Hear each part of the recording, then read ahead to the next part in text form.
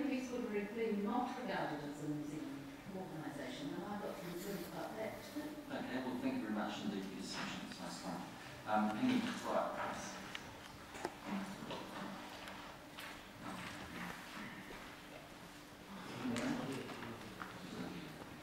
Yes, she is.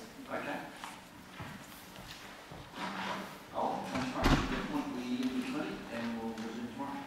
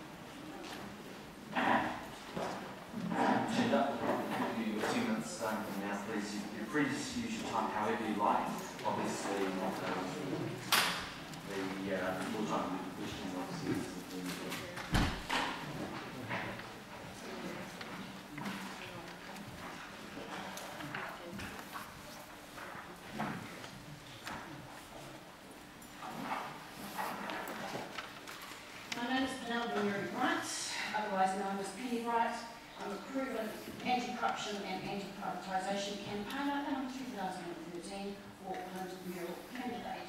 I have been a political activist since 1972, some 41 years ago. As a New Zealander, I do not feel safe when the rule of law is ignored and trampled over. I do not feel safe when we appear to have morphed from nanny state, which I don't disagree with, to a big brother state on steroids. I live here. An award, a Good Citizens Award, presented to Penny Wright by the Eden Albert Community Board in recognition of your outstanding service to the community. I put it to you that if I am arguably a friend of the people, but some form of enemy of the state, in whose interests is the state serving? In 1981, I was on Muldoon's SIS list as a subversive. I can tell you, as a cross between a public watchdog and a lone wolf, I am far more subversive now than I have ever been before in my life, and the reason for that is I have learnt the power of the truth, and not only knowing my rights, but the statutory duties and the rule of law that is supposed to apply to people like yourselves. Nothing to hide, nothing to fear. In this country, New Zealanders have a lawful right to privacy. The lawful right to privacy is enshrined in the Privacy Act 1993. Personal information shall not be collected by any agency unless A. The information is collected for a lawful purpose connected with a function or activity of the agency, and Principle 4. Personal information shall not be collected by an agency by unlawful means, by means that, in the circumstances of the case, are unfair or intrude to an unreasonable extent upon the personal affairs of the individual concerned. And let me remind you, Section 5 of the Privacy Act, this Act binds the Crown. We also have lawful rights to freedom of expression and not to be subjected to arbitrary search or surveillance. And I'm speaking as someone who in my life has probably been arrested in defence of those principles over 40 times. I have no history of violent offending, but I know that faint hearts never won fair go, and when your rights are under attack and you don't defend the rights to which you are lawfully entitled, you lose them.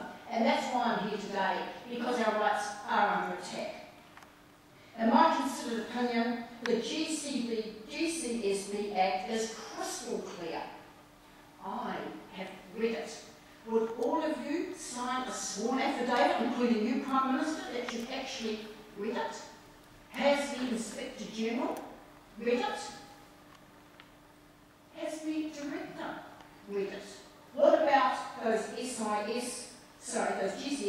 agents who operated off unlawfully off police and SIS warrants when there is no provision under the GCSB Act for operation of warrants that have originated from the police or the SIS. The GCSB is supposed to get their own warrants. And who's supposed to sign them? Prime Minister.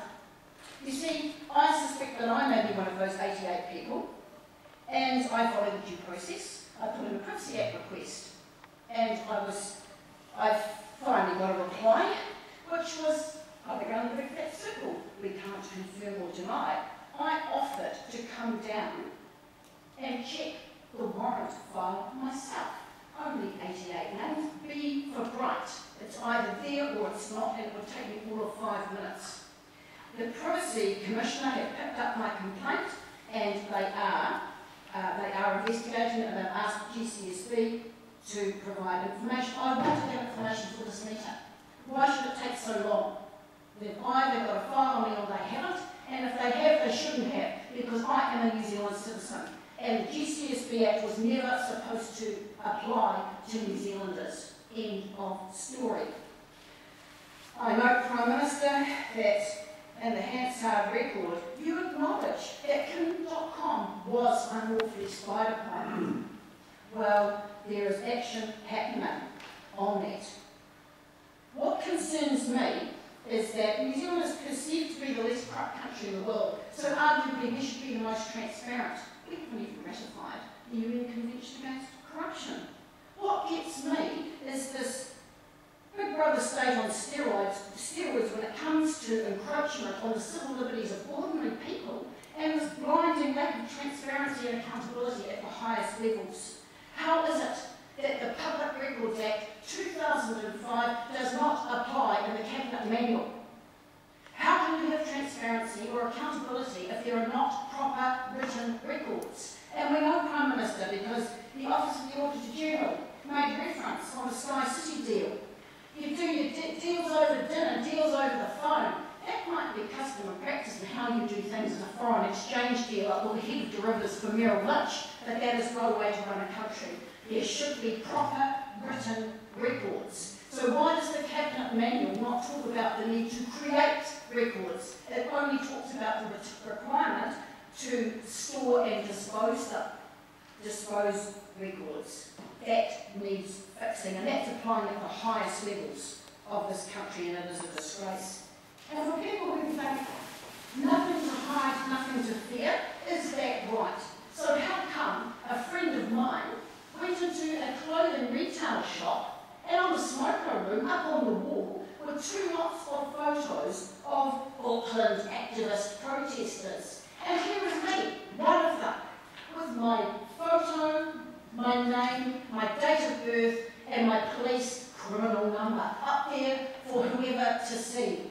And what it stated on this poster was, if you have any information on any of the mentioned activist protesters, then forward all details through to Detective Mike Cartwright, Hardwick House, 482 Great South Road, Otahu, phone 09 259 0776, and with his email. Well, you can imagine how outraged I was. In actual fact, animal rights is not one of my issues. I actually eat animals. However, it's up there like I'm a shoplifter. How disgraceful is that, and how widespread was that practice? I tried to contact Detective Mike Cartwright. I tried to contact Police Commissioner Howard Broad. It was like it was a black hole. I never got any replies, and this was back in 2007 November, and all hell was breaking loose with the Tuhoe terror trials, where we found the police acted unlawfully there as well. Nothing to hide, nothing to fear. No. This is absolutely unacceptable in a so-called democracy. Prime Minister, here's an offer that you probably haven't had today. You show me yours, and I'll show you mine. Bank accounts. Let's have some transparency, shall we? What I want you to open up all your trust accounts. I want you to open up all your bank accounts accounts, your investments, whether you've got connections with tax havens, Swiss bank accounts, you open them up and I'll open mine up. It might take about 30 seconds because you can see that I'm nearly to the extent of my 500 overdraft and ANZ. I've got about $2 in Kiwi Bank, and that's where it stops with me because I don't have any other financial connections. Nothing to hide, nothing to fear. Come on, Prime Minister, you show me yours and I'll show you mine. I think it is an absolute disgrace that when you actually look at the Terrorism Suppression Act and we define it, what it states, Section 5 of the Terrorism Suppression Act 2002, to avoid doubt, the fact that a person engages in any protest, advocacy or dissent, or engages in any strike, lockout or other... Okay, thanks very much. Your time has expired.